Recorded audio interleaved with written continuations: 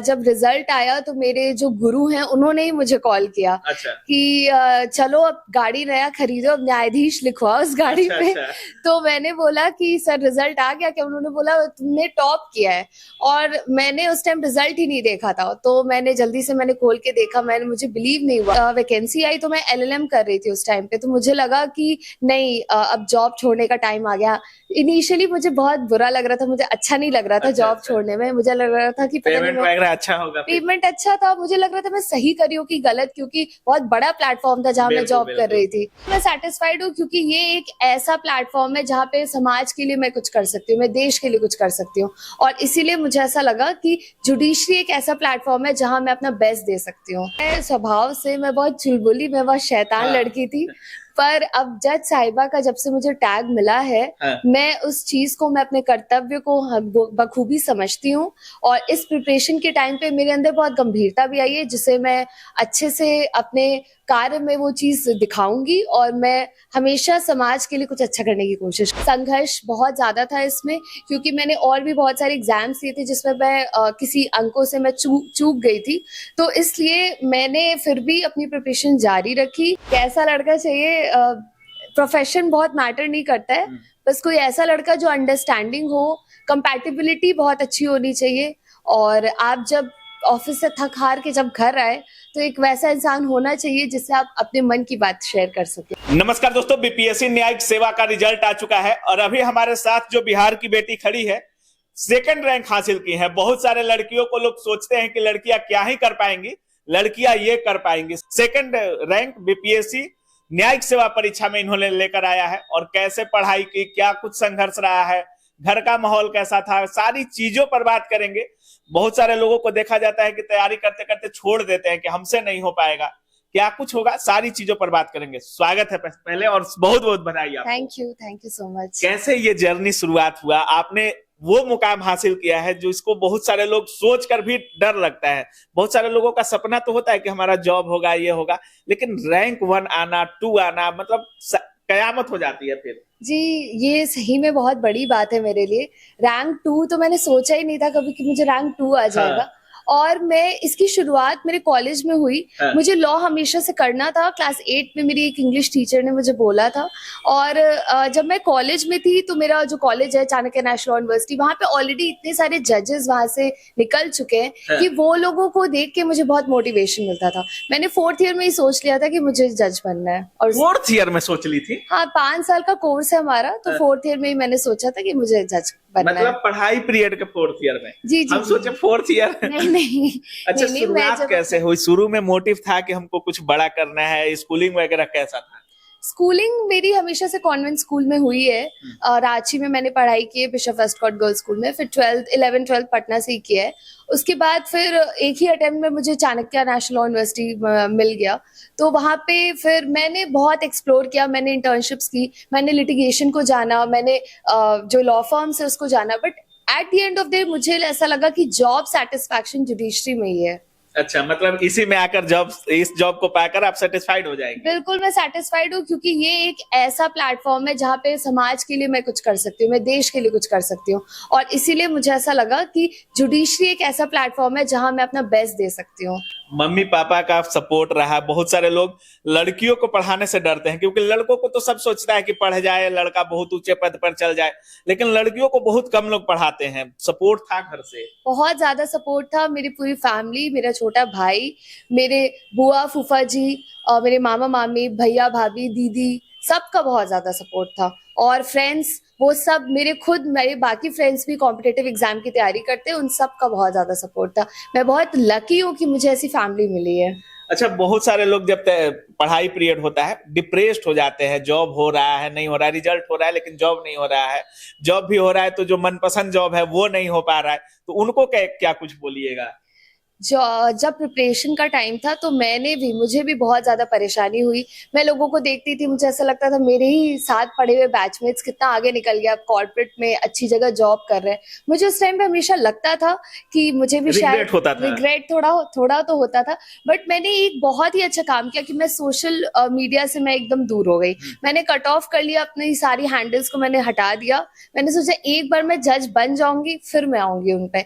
और दूसरी चीज, मेंटल हेल्थ बहुत इंपॉर्टेंट है अभी इस फेज में, क्योंकि एग्जाम निकलने के बाद मेरे पास बहुत सारे ऐसे लोग स्टूडेंट्स आए हैं जो पूछे कि इस तैयारी के पीरियड में, क्योंकि बहुत लॉन्ग प्रोसेस है, इसमें पेशेंस की बहुत जरूरत है। कहा जाता है कि कामयाबी सभी लोग देख रहे हैं, लेकिन संघर्ष कितना बड़ा है वो कोई नहीं देखता। बिल्कुल संघर्ष बहुत ज्यादा था इसमें, क्योंकि मैंने और भी बहुत सारे एग्जाम्स दिए थे जिसमें मैं किसी अंकों से मैं चूक गई थी।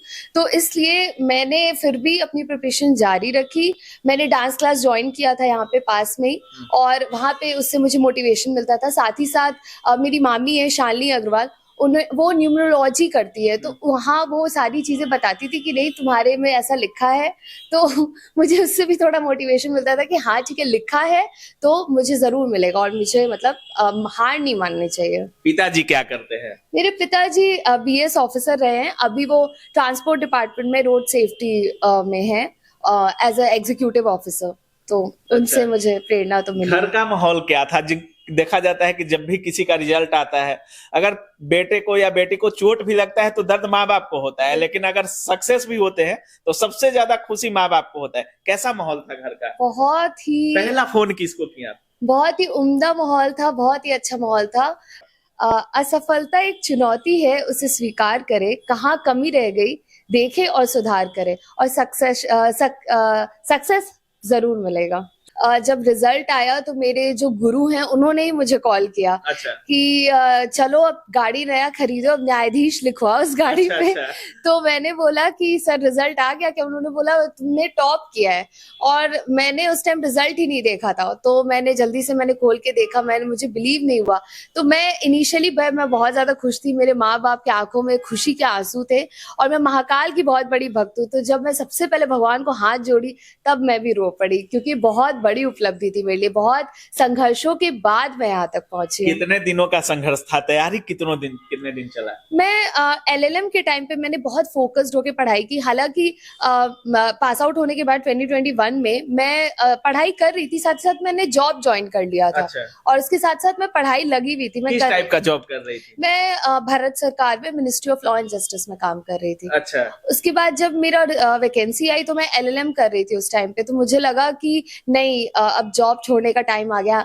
इनिशियली मुझे बहुत बुरा लग रहा था, मुझे अच्छा नहीं लग रहा था जॉब छोड़ने में। मुझे लग रहा था कि पेमेंट वगैरह अच्छा होगा, पेमेंट अच्छा था, मुझे लग रहा था मैं सही कर रही हूँ कि गलत, क्योंकि बहुत बड़ा प्लेटफॉर्म था जहाँ मैं जॉब कर रही थी। पर मैं अपने दृढ़ निश्चय से मैंने सोचा मैं जरूर निकालूंगी, और फिर मैंने बहुत संकल्प करके जॉब छोड़ के घर आके फिर मैं पढ़ रही। इतने अच्छे जॉब पे रहते हुए आपने डिसीजन लिया कि अब फिर से हम स्टूडेंट बनेंगे? बिल्कुल, और हम सबका अभी भी लर्निंग प्रोसेस है। मैं अभी भी कहूंगी कि मैं स्टूडेंट ही हूँ, मैं हमेशा कुछ ना कुछ सीखने का कोशिश करती हूँ, और इतना बड़ा अचीवमेंट मिलने के बाद भी मैं लगी रहूंगी। और मेरा झारखंड में भी निकला है प्रीलिम्स एग्जाम, झारखंड जुडिशरी। अच्छा।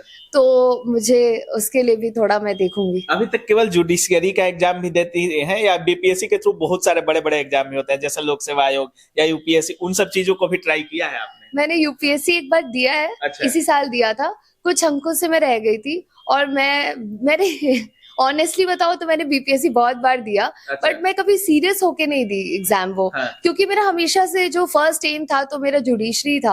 बट क्योंकि जुडिशरी में भी GK GS बहुत अच्छा पूछता है, तो मैं एक प्रैक्टिस के तौर पे BPSC का एग्जाम देती थी। और जितने भी दर्शक है उनको मैं बस एक चीज ये कहूंगी कि जितना भी एग्जाम्स है आपके फील्ड से रिलेटेड वो आपको देते रहना चाहिए, क्योंकि मैं अपने एक्सपीरियंस से बता रही हूँ, मुझे बहुत ज्यादा वो चीज काम आई। मुझे MCQ कैसे जल्दी जल्दी सॉल्व करना है, टाइम पे सॉल्व करना है, वो सब में मुझे बहुत हेल्प मिली, जो इस एग्जाम में मैंने उस चीज को इम्प्लीमेंट किया। बहुत सारे लोग जुडिशियरी के बारे में, बहुत कम छात्र भी हैं हमको लगता है, जितना BPSC में लोक सेवा के लिए है, शिक्षक के लिए है, अदर चीजों से थोड़ा कंपटीशन हमको लगता है कि इसमें कम होगा। लेकिन हमको लगता है कि प्रिपरेशन उस लेवल का होना चाहिए। अगर आपको जज बनना है तो जज की तरह सोच होनी चाहिए, जज की तरह मानसिकता होनी चाहिए, ये सब भी निर्भर करता है। बिल्कुल। पॉपुलेशन क्राउड इसमें इसलिए हल्का कम है क्योंकि इसमें लॉ ग्रेजुएट्स को ही लिया जाता है, एलिजिबिलिटी ही वही है। बट ऐसा नहीं है, मतलब बहुत ही अच्छे अच्छे यूनिवर्सिटी से लोग यहाँ कॉम्पीट करते हैं और कंपटीशन वाकई में बहुत ज्यादा टफ था। तो ऐसे में क्वालिफाई करना बहुत बड़ी बात है। और देश भर के सारे नेशनल यूनिवर्सिटीज हो गए या फिर ऐसे भी जो भी कॉलेजेस हैं, वो सब के लोग और बिहार सब देते हैं बिहार का एग्जाम, क्योंकि बिहार एक ऐसा राज्य है जो बहुत ही वाइब्रेंट है, सब यहाँ सर्व करना चाहते हैं और यहाँ पे जो न्याय प्रक्रिया है और अच्छी है और न्याय प्रक्रिया बहुत स्लो है। जैसे आज भी आप बिहार के काम भी करती होंगी तो आपको पता होगा, बिहार के कोर्ट में बहुत सारे केसेस पेंडिंग रह जाते हैं, जूता खिया जाता है लेकिन केस खत्म नहीं होता है। तो उसमें थोड़ा सुधार होना चाहिए कि नहीं? जैसे आप लोग जैसे यंगस्टर आ रहे हैं तो कुछ उसमें सुधार करने की बारी है कि नहीं है? बिल्कुल होना भी चाहिए और हो भी रहा है। हमारे जो यंग जजेस है उनको तो और ज्यादा ये सारी चीजों पे वो ध्यान दे रहे हैं और न्याय प्रक्रिया अब सुधर रही है। तीनों विंग जो होते हैं हमारे, जो पुलिस विभाग है, एडमिनिस्ट्रेशन है, तीनों मिलके साथ काम करेंगे तो जरूर सॉल्व होगा। और दूसरी चीज ये कि महिलाओं और बच्चों के लिए तो अब खास ट्रिब्यूनल्स इतनी सारी आ गई हैं, तो वो सबसे अब धीरे धीरे थोड़ा सिनेरियो चेंज हो रहा है। बेटियों को पढ़ाने में आज भी बिहार के लोग बहुत चीजें सोचते हैं। जैसे आपको पटना अगर पढ़ाने भेजना हो किसी लड़की के लिए तो बहुत सारा ताना बाना, घर का मतलब बहुत कुछ सुनना पड़ता है गार्जियन को। उन लोगों को क्या कुछ बोलेंगी? बेटियों के बारे में क्या कुछ बोलिएगा? माँ बाप का जो कहना है वो भी सही है, क्योंकि माँ बाप कभी हमेशा भलाई के लिए बात करते हैं। पर अगर आपके मन में सच में कुछ कर जाने की इच्छा है, अगर दृढ़ संकल्प आपने लिया है, तो आपको अपने माँ बाप को समझाना चाहिए, आपको बताना चाहिए कि उनको एश्योरेंस देना चाहिए कि मैं, अगर आप मुझे मौका देंगे तो मैं जरूर अच्छा करूंगी। और उस विश्वास के साथ, उनका विश्वास जीत के, आपको जहां आपको कोचिंग लेनी चाहिए या फिर आप जहां मन चाहे, जहां आपको लगे कि आप सक्सीड कर सकते हैं, वहां बिल्कुल पढ़ाई करनी चाहिए। जब बहुत सारे लोग पढ़ाई करने बाहर आते हैं लेकिन भटकाव बहुत ज्यादा हो जाता है, गर्लफ्रेंड बॉयफ्रेंड जिनका अच्छा होता है, जैसे दिनेश कटारिया का एग्जांपल लोग देते हैं, जिनका अच्छा होता है उनके लिए तो बहुत अच्छा हो जाता है। लेकिन बहुत सारे लोग होते हैं, 90% लोग उसमें मतलब अपना पूरा आपा खो देते हैं। उसको क्या बोलिएगा? जी, ऐसा होता है, भटकाव तो होता ही है। और अभी ये ऐसा हमारा एज है ना कि सोशल मीडिया या फिर दोस्त वगैरह ये सब को लेके बहुत ज्यादा मन करता है कहीं घूमने चले जाए, कहीं कुछ खाने चले जाए। तो ये सब करना बुरी बात नहीं है, बट मेरा ये मानना है कि हमेशा बैक ऑफ द हेड ये सोच के रखना चाहिए कि आखिर मेरा जो मतलब कीजिए लेकिन गोल से भटका नहीं। हाँ बिल्कुल, मेरा जो टारगेट है वो सेट करके उसी हिसाब से काम करना चाहिए। जो टारगेट है उसको नहीं भूलना चाहिए। और हफ्ते में एक बार मन किया तो फिर थोड़ा बहुत घूम लिए, बट वो रेगुलर नहीं होना चाहिए, नहीं तो फिर आप सक्सीड करने में दिक्कत हो जाएगी। पहले कोई बोलता होगा तो सुकृति बोलता होगा, अब कोई बोलेगा तो जज साहिबा बोलेगा। एक भारी मतलब दबाव वाला शब्द है ये, भारी प्रेशर वाला। अगर आप कुछ बोलिएगा तो लोग सुनेंगे आपको, जहां भी खड़ा होइएगा आपको लोग गौर से देखेंगे, सोचेंगे क्या बोल रही हैं, मोटिवेट होंगे आपसे लोग क्या कुछ बोलिएगा। मतलब सुकृति में और एक जज साहिबा सुकृति में कुछ अंतर देखने को मिलेगा। बिल्कुल मिलेगा। मैं स्वभाव से मैं बहुत चुलबुली, मैं बहुत शैतान लड़की थी, पर अब जज साहिबा का जब से मुझे टैग मिला है, मैं उस चीज को, मैं अपने कर्तव्य को बखूबी समझती हूँ। और इस प्रिपरेशन के टाइम पे मेरे अंदर बहुत गंभीरता भी आई है, जिसे मैं अच्छे से अपने कार्य में वो चीज दिखाऊंगी और मैं हमेशा समाज के लिए कुछ अच्छा करने की कोशिश करूंगी। ये बहुत ही बड़ा शब्द है मेरे लिए, जिसको मैं पूरा संभालने की कोशिश करूंगी। तो जज साहिबा, आपका कोई फोकस है कि इस सेक्टर में कोई ना न्यायिक प्रक्रिया का ध्यान है, न किसी का ध्यान है, इस तरफ हमको कुछ ज्यादा ही काम करना है? कोई गोल है उसका? अगर जज साहिबा बन गई है, जज बन गई है, तो कोई ध्यान, एक फोकस गोल कि इस क्षेत्र में हमको बहुत आगे तक काम करना है? अगर बिहार के कॉन्टेक्स्ट में देखा जाए तो बिहार में आज भी गरीबी बहुत ज्यादा है। तो मैं ऐसे लोगों के लिए काम करना चाहती हूँ जिनके पास पैसे के अभाव से वो उस न्याय नहीं मिल पाती है। साथ ही साथ मैं महिलाओं के लिए, बच्चों के लिए मैं स्पेशली उन पे काम करना चाहती हूँ। अब तो आप बहुत बड़ा ओहदा हो गया है, बहुत सारे जैसे लड़की रहती है या लड़का रहता है कोई नहीं आएगा, अगर बेरोजगार है तो कोई नहीं आने वाला है। लेकिन जैसे ही उस पर एक रोजगार का ठप्पा लगता है, शादी को लेकर बहुत ज्यादा प्रेशर रहता है घर से, शादी ब्याह करना है अब जी, शादी कैसा लड़का चाहिए अब? कैसा लड़का चाहिए, प्रोफेशन बहुत मैटर नहीं करता है, बस कोई ऐसा लड़का जो अंडरस्टैंडिंग हो, कंपैटिबिलिटी बहुत अच्छी होनी चाहिए। और आप जब ऑफिस से थक हार के जब घर आए तो एक वैसा इंसान होना चाहिए जिससे आप अपने मन की बात शेयर कर सकें। देखिए, एक कमेंट हमारे वीडियोज में बहुत आता है, जैसे बहुत सारे टॉपर्स का हमने इंटरव्यू ले रखा है, तो एक वीडियो बहुत कॉमन आता है कि लड़का अगर बड़े पद पर है तो वो बेरोजगार लड़की से भी शादी कर सकता है, लेकिन अगर लड़की टॉप पोस्ट पे है तो वो बेरोजगारों से शादी नहीं करेंगी। माता पिता को कौन समझाए वो तो नहीं मानेंगे। वो लेवल सेट करते हैं, लेवल सेट कर देते हैं सारे घर वाले, माता पिता तो लेवल सेट करते ही हैं। तो हम ना चाहते हुए भी हमें तो अपने माँ बाप के अगेंस्ट हम जा नहीं सकते। तो ये जिम्मेवारी मम्मी पापा पे है। बिल्कुल, जैसा वो बोलेंगे वैसा होगा। लास्ट में क्या कुछ बोलिएगा, इस पूरे जर्नी का श्रेय किसको देना चाहिएगा? जर्नी का श्रेय भगवान ही सब कुछ किए हैं। मेरे माता पिता, मेरी पूरी फैमिली, मेरा भाई और उसके अलावा मेरे दोस्त मेघा, तेजस, अभिनव, इन सबको, बाकी जितने भी मेरे दोस्त हैं उन सबको, सबने मुझे कॉन्स्टेंटली बहुत ज्यादा सपोर्ट किया है। मेरे कॉलेज की तरफ से मुझे बहुत ज्यादा सपोर्ट मिला और सबने मुझे कोचिंग क्लासेस का सहारा लिया कि नहीं आप? हाँ बिल्कुल, मेरा कोचिंग हुआ है पटना में ही। मैंने किशोर सर जुडिशियल क्लासेस में मैंने कोचिंग ली थी। उसके बाद मैंने प्रयागराज से भी कोचिंग की थी। जीके जीएस के लिए मैंने मनमोहन सर और श्वेता मैम को मैंने गाइडेंस अपना माना था। और साथ ही साथ जीके मेरा मतलब हमेशा से एक अच्छा साइड रहा है। तो मुझे ऐसा लगता है कि आज मैं सेकंड रैंक, मुझे जीके जीएस भी एक बहुत बड़ा मतलब रीजन है जिसकी वजह से मैं सेकंड रैंक आज हासिल की हूँ। जज साहिबा के जितने व्यूअर देखने वाले हैं या जितने लोग देखेंगे, सबसे बेस्ट कोटेशन क्या होने वाला है अब?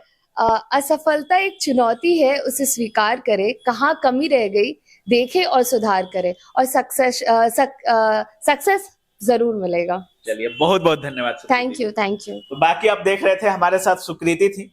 और बिहार में पूरा अपना जो होता है एक नाम, जो बेरोजगारी का ठप्पा रहता है, जैसे ये तो जॉब भी करती थी, लेकिन बहुत सारे लोग इसमें वैसे भी होंगे जो बेरोजगार होंगे, उन्होंने जॉब पाया है, सेकंड रैंक हासिल की है। मतलब सोच सकते हैं, बहुत लोग सोचते हैं कि कोई रैंक आ जाए बस लग जाए हम, लेकिन सेकंड रैंक हासिल करना कितना मुश्किल है ये आप लोग भी समझ सकते हैं।